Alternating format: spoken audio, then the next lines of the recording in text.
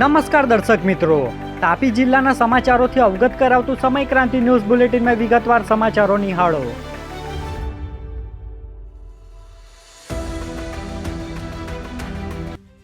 ઉચ્છલના નારણપુર પાસે કાર અને લાકડા ભરેલ ટેમ્પો વચ્ચે અકસ્માત સર્જાયો.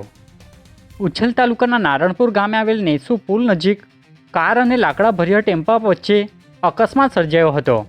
અકસ્માત બાદ થોડા સમય માટે ટ્રાફિક જામની સ્થિતિ સર્જાઈ હતી.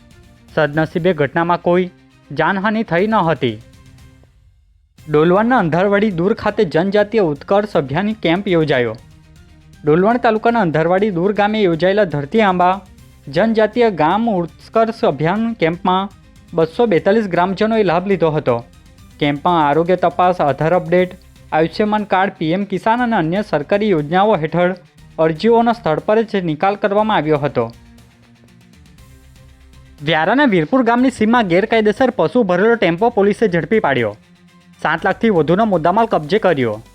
વ્યારા પોલીસને મળેલી ખાનગી બાતમીના આધારે વીરપુર ગામ સીમ વિસ્તારમાં ગેરકાયદેસર રીતે પશુઓના પરિવહન કરવામાં આવતો ટેમ્પો ઝડપી પાડવામાં આવ્યો હતો.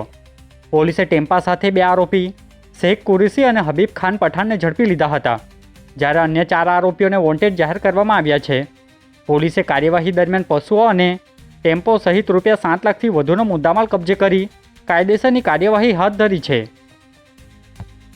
ઉચ્છલમાં ગ્રાહકોના નામે લોન કૌભાંડ. 2 સેલ્સ એક્ઝિક્યુટિવે રૂપિયા 8.88 લાખ ગપચાવ્યા.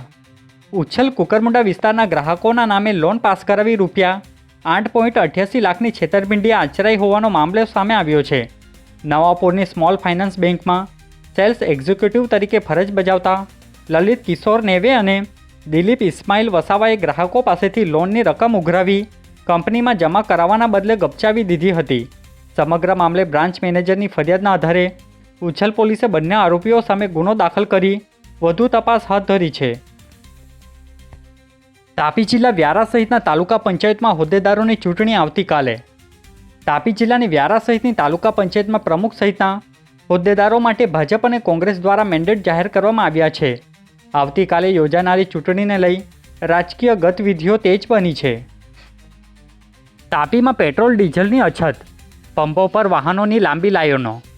તાપી જિલ્લામાં પેટ્રોલ અને ડીઝલની અછત સર્જાતા લોકો ભારે હાલાકી ભોગવી રહ્યા છે. વેલદા ટાંકી નજીક આવેલ એચપી પેટ્રોલ પંપ પર વાહનોની લાંબી લાઈનો જોવા મળી હતી. નિઝર તાલુકાના 11 પેટ્રોલ પંપમાંથી માત્ર 2 પંપ પર જ પેટ્રોલ ડીઝલ ઉપલબ્ધ હોવાનું સામે આવ્યું છે. ઈંધણ માટે લોકોને કલાકો સુધી લાઇનમાં ઊભા રહેવું પડી રહ્યું છે, જ્યારે ડીઝલ કારબામાં નહીં મળતા ખેડૂતોમાં પણ રોષ ફેલાયો છે.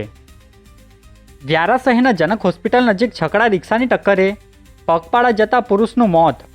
વ્યારાના જનક સ્મારક હોસ્પિટલ નજીક પગપાળા જઈ રહેલા 52 વર્ષીય અનિલ સિંહને છકડા રિક્ષાએ ટક્કર મારતા ગંભીર ઇજાઓ પહોંચી હતી. સારવાર માટે સુરત ખસેડવામાં આવ્યા બાદ ટૂંકી સારવાર દરમિયાન તેમનું મોત નીપજ્યું હતું. પોલીસે રિક્ષા ચાલક સામે ગુનો દાખલ કરી કાર્યવાહી હાથ ધરી છે. વ્યારા સેવા સદન ખાતે મહેસૂલી કામગીરીની સમીક્ષા બેઠક યોજાઈ. વ્યારા સેવા સદન ખાતે તાપી જિલ્લા કલેક્ટર દેવ ચૌધરીના અધ્યક્ષસ્થાને મહેસૂલી અધિકારીઓની બેઠક યોજાઈ હતી. બેઠકમાં જમીન કેસો, ઈ ધારા, સરકારી જમીન દબાણો અને વસૂલાત સહિતના મુદ્દાઓની સમીક્ષાઓ કરવામાં આવી હતી. કલેક્ટરશ્રીએ અધિકારીઓને સમય મર્યાદામાં કામગીરી પૂર્ણ કરી નાગરિકોના પ્રશ્નોનો હકારાત્મક નિકાલ લાવવા સૂચનો આપી હતી. આજે બુલેટિનમાં બસ આટલું જ. અને સમય ક્રાંતિ ન્યૂઝ ચેનલને લાઇક, શેર, કોમેન્ટ્સ અને સબસ્ક્રાઇબ અવશ્ય કરી લેશો, જેથી કરી તમને તાપી જિલ્લાના સમાચારોનો અપડેટ મળતી રહે. અને મને રજા આપશો. આભાર. જય હિન્દ, જય ભારત.